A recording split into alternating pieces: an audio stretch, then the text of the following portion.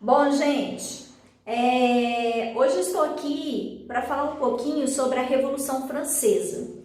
Bom, a Revolução Francesa, ela é dividida em 3 fases. Então, hoje eu vou falar somente da primeira fase, porque, é necessário que vocês me acompanhem, entendam. Então, para isso, a gente vai aí falando cada dia, um pouquinho sobre esse fato tão importante, que houve aí na história e que influenciou a sociedade moderna, a nossa sociedade, a sociedade aí contemporânea, dos direitos relacionados aí à democracia, às democracias atuais. Bom, então vamos lá. Primeira coisa, como que era a Revolução, a França antes da Revolução?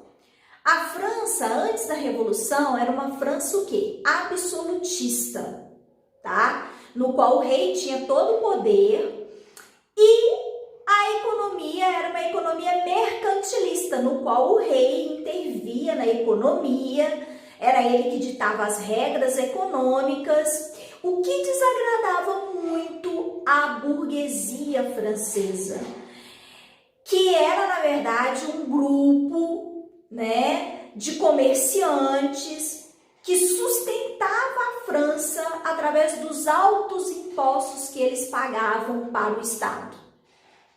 Bom, mas apesar deles pagarem esses altos impostos, eles não tinham participação política.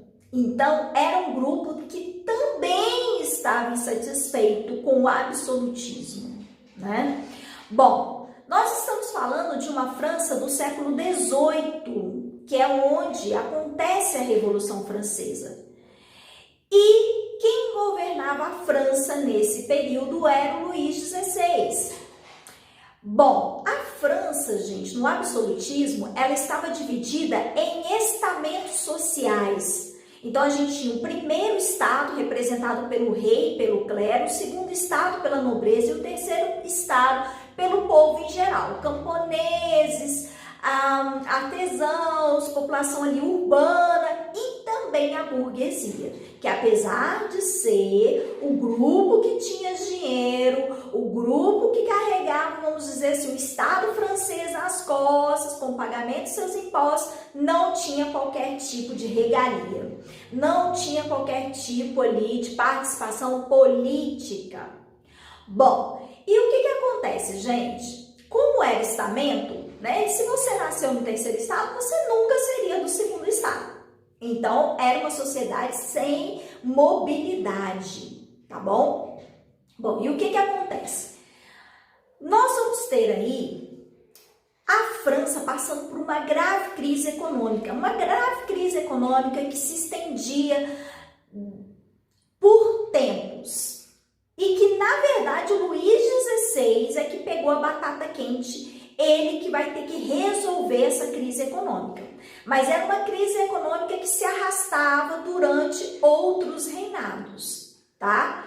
Então, o que acontece? O Luís XVI, ele vai, chegar ao ponto que ele passa a ter que tomar uma decisão. O que ele tinha que fazer ali para resolver uma dívida, que só crescia do Estado francês. Diante disso, Luís XVI resolveu convocar os Estados Gerais, que assim, há 150 anos não havia sido convocado. Os Estados Gerais era o quê? Era a representação do primeiro, segundo, terceiro estado. Eram como se fossem deputados, representantes do primeiro, segundo e terceiro estado, tá?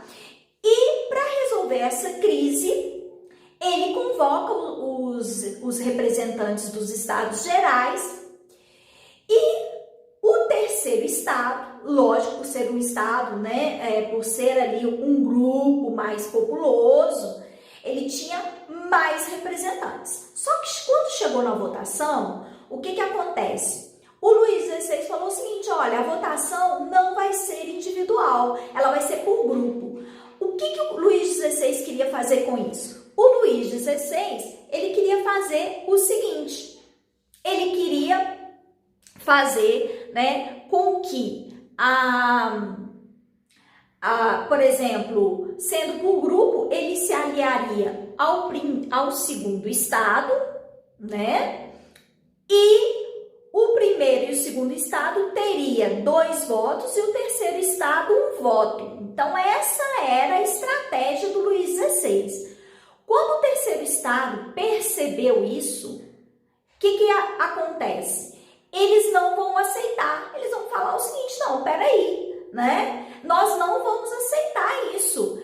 E outra, agora nós nos declaramos independentes, né? E vamos aí organizar uma nova Constituição para a França.